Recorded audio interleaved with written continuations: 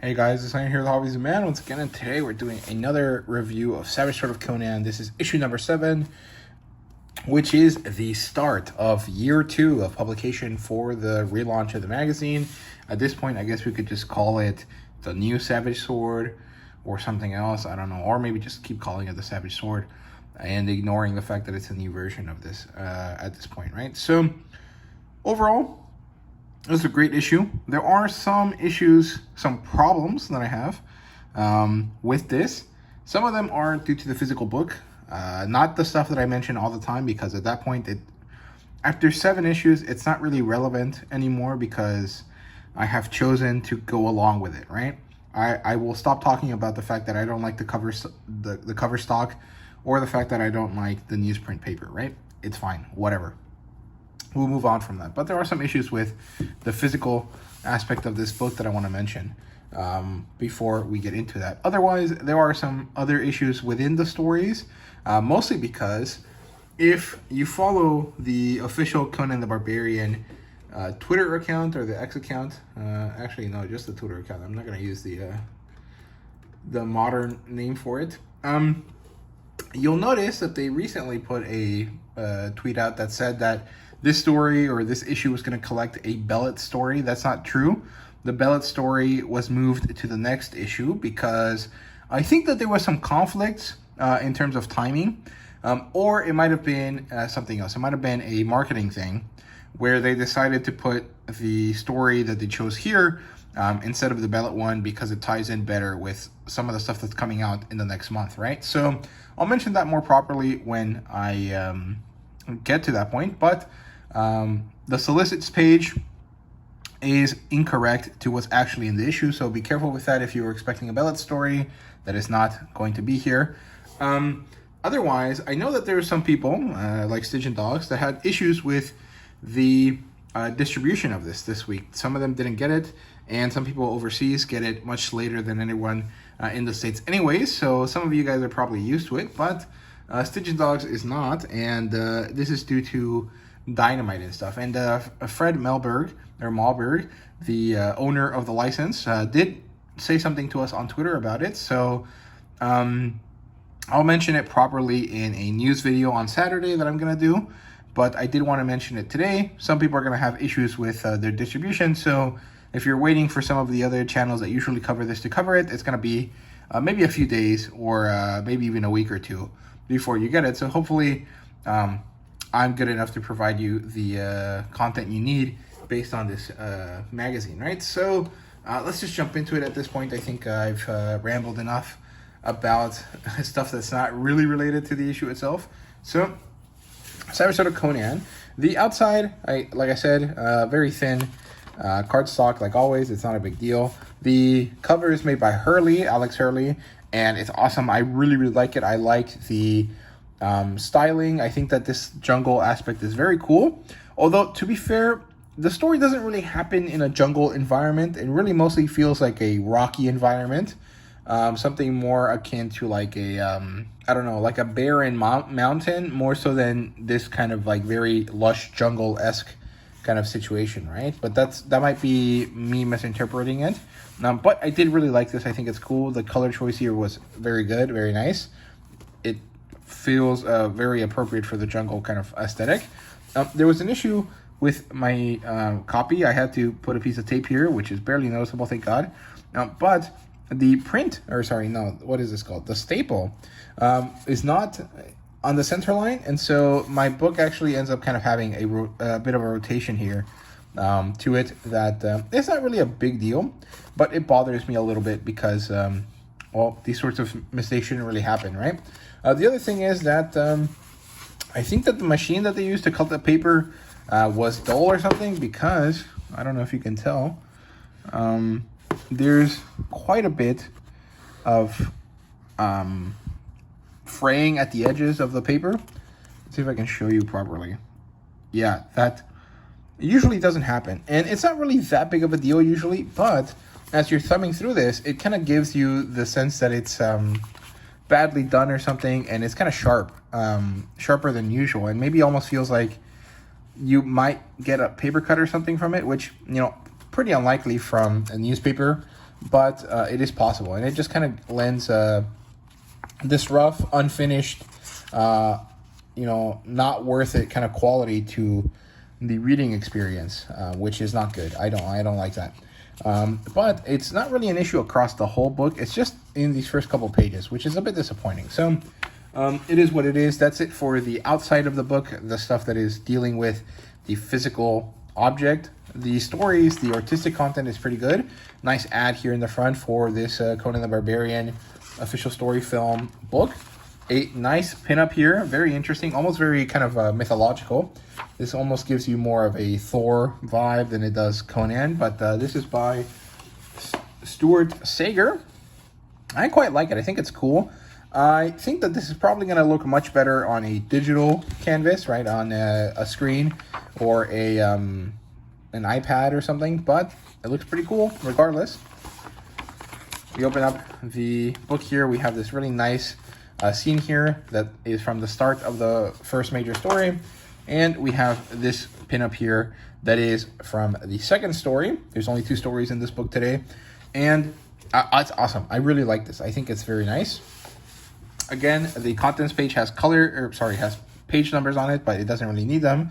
And as you guys can see, we have a story, we have an article, we have another story, and then we have the 2 pinups. The first one I already showed you, and the last one I'll show you in a bit. So here is story number 1, The Mark of the Beast by Roy Thomas, returning to the series, returning to the character mostly, and Rob Del Torre, who is the artist. He is awesome, wonderful, very, very enjoyable. I like both of these creators a lot. I did enjoy this story a lot.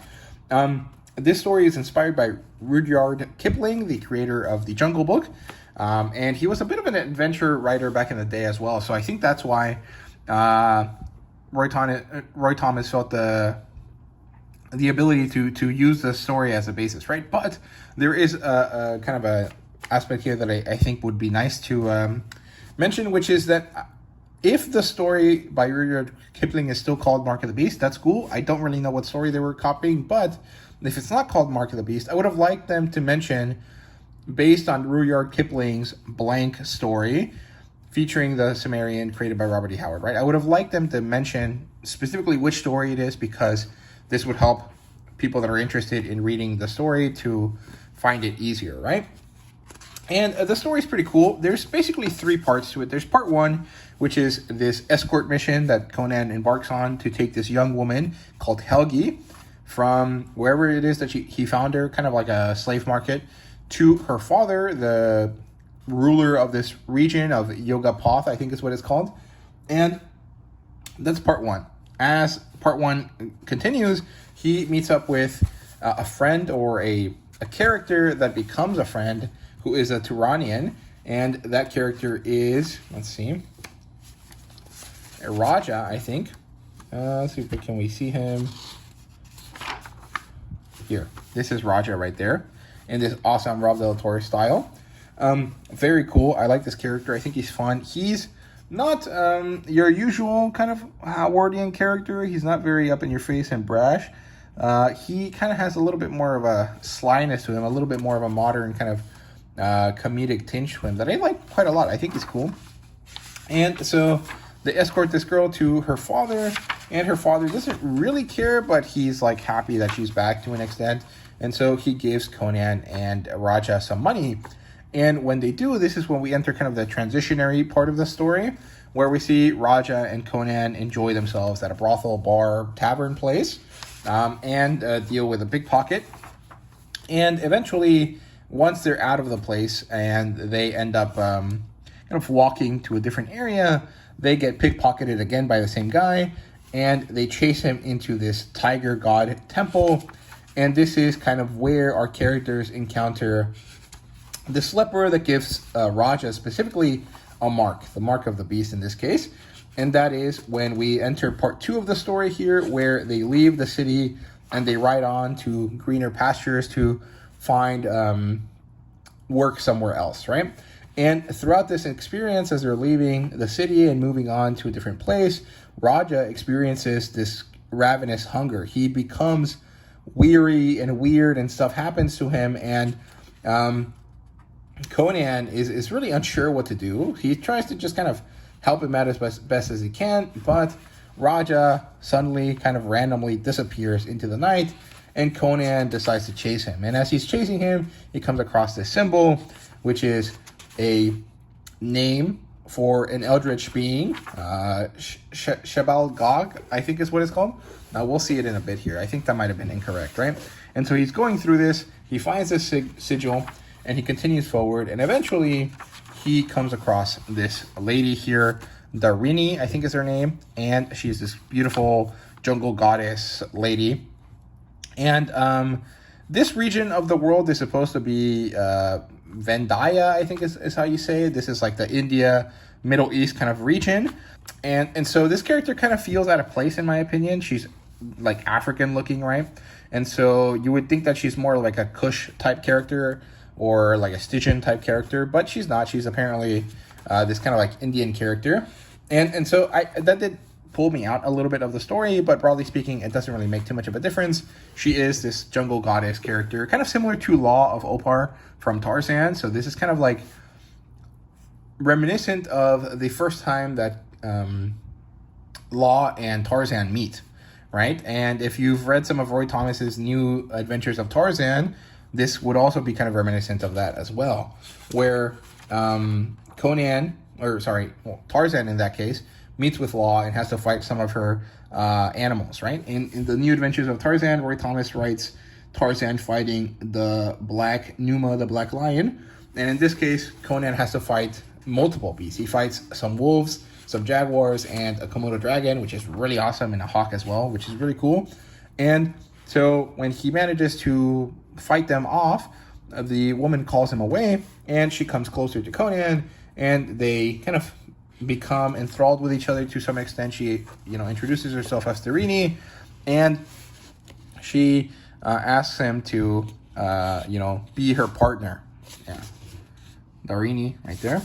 And it turns out that she tells him her story. She was going to be married off to some guy, and she decides to run away. She finds the sigil the same way that Conan did, and she realized that this sigil was for Jebel Sag, or at least that's what spoke to her in her mind. And so she became this jungle goddess who rules animals, and she's this basically nature witch, essentially. And she needs a human mate to be with her, and a servitor and a priest. And Conan's like, well, I'm not really going to be your servant or your priest, but I don't mind being your mate. And so they do.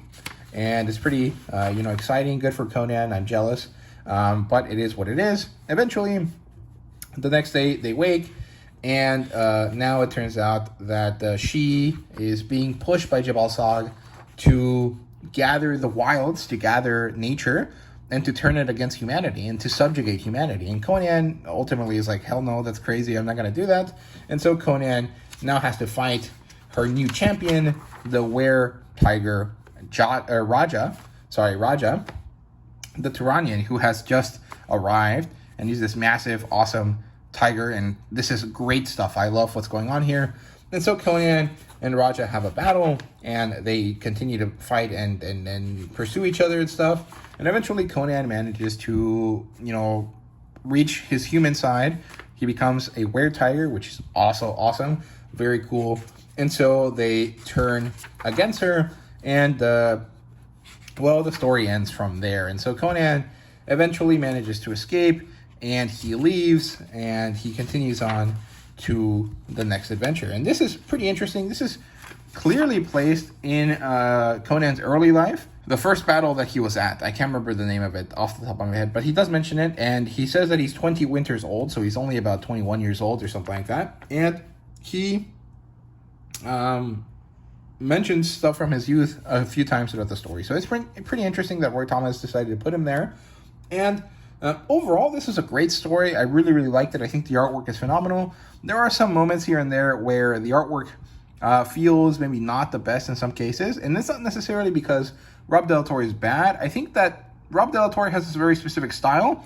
And sometimes that style doesn't quite work for female characters, because he does this thing with Conan where he has the kind of lines necessary to implicate a brow ridge and face, which looks very well on Conan because he is like a rock-faced man. But it doesn't really work for some of the female characters, right? Let's see if I can give you an example. of what I mean here. So here,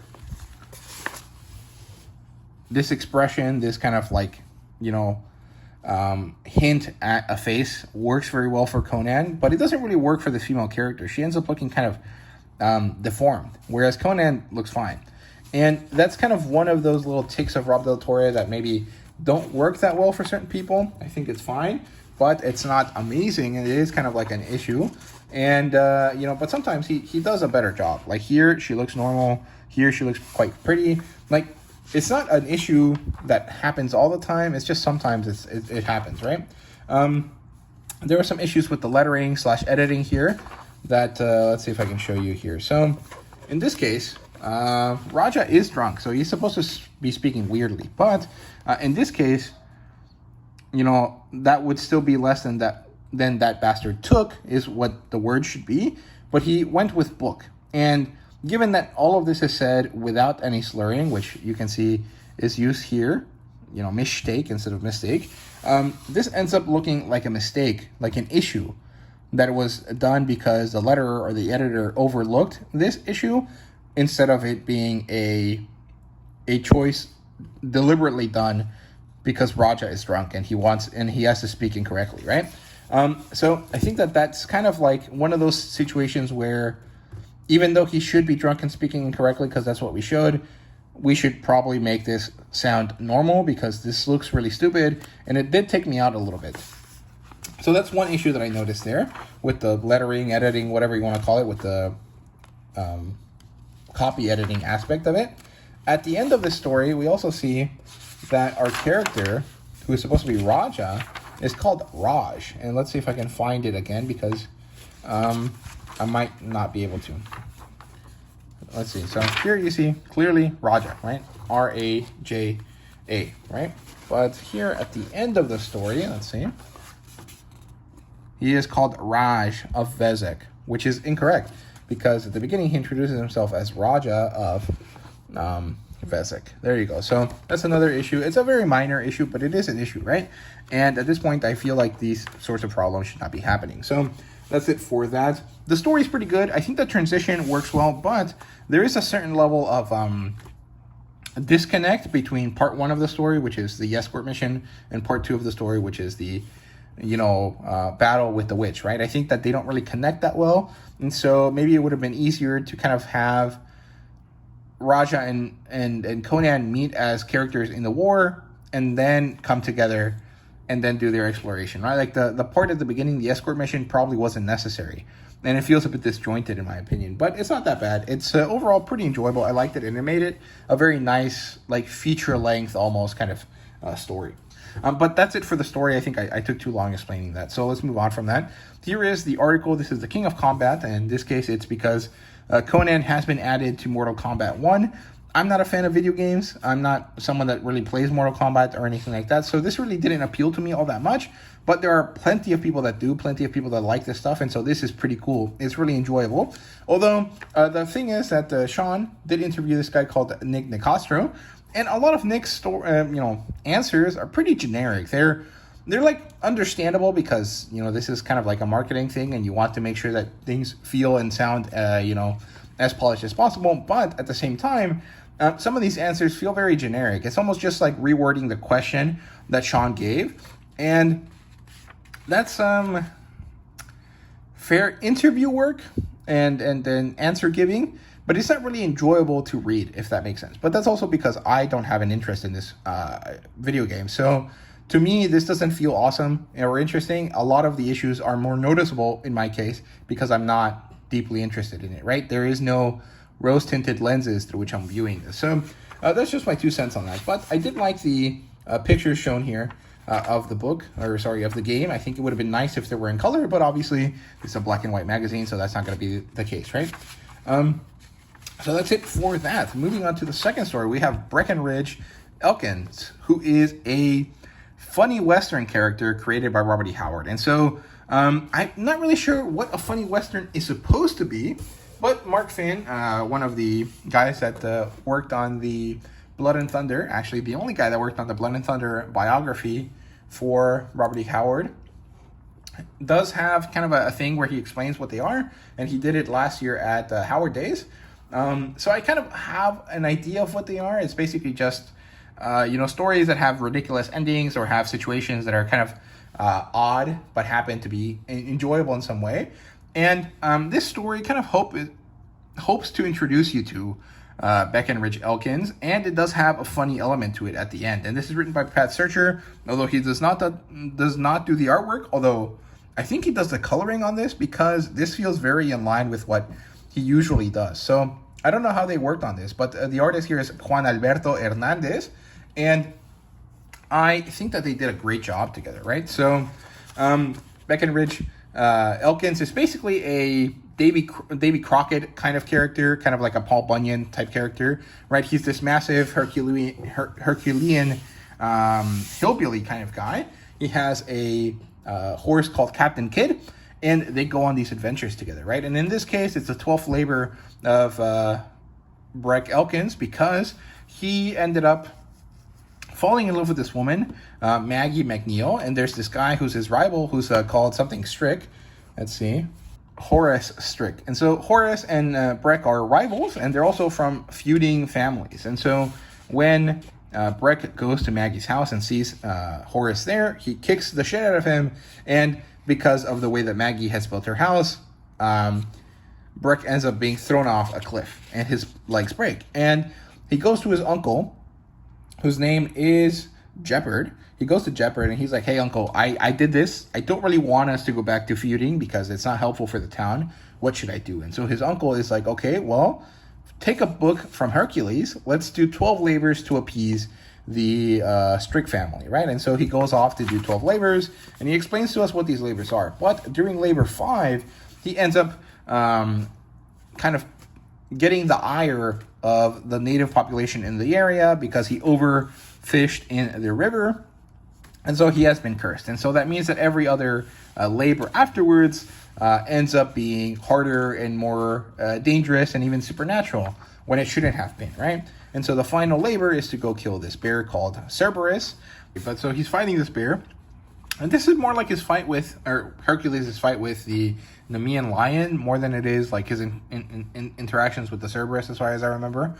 And when he's fighting it and this thing is massive, he realizes, or actually he's told, because he's kind of stupid, that this bear is actually the native witch that cursed him, right? And so he manages to beat her in some way, mostly through luck, and he leaves, and he tells us finally, to kind of make this funny, that he spent 2 years doing these labors to appease the Stricks, and in those 2 years, the girl that he was after ended up marrying said Strick anyways. And so he punches him off the cliff one more time. And it's pretty funny. I did really enjoy it. I had a good laugh at the end there. So, this is ending here with a pinup for Breckenridge Elkins by Pat Searcher.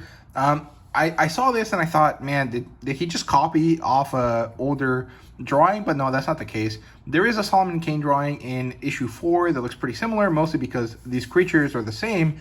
But this is a separate thing. The pose is great. I do like it. I think Pat Searcher's artwork is really great, and I like it a lot. But there really isn't too much else to say. This was a great introduction to Breckenridge Elkins, and I did really enjoy it being here. The thing is that I was looking forward to that Bellet story, so hopefully we'll get it in the next issue.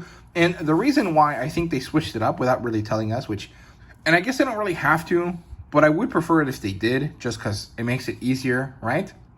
But it doesn't really make too much of a difference. It's just a slight bit of confusion for some creators and for some people that follow through, right? But the thing is that I think they added this Pat Searcher story here so that they could add this and make it kind of tie in, right? You read this, and then maybe you're like, oh, well, this Pat Searcher guy does a great job.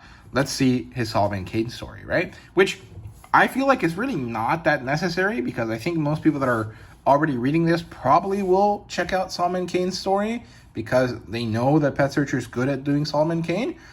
But it always makes sense to do this because you might catch a new audience with it, right? And I think that was the point here.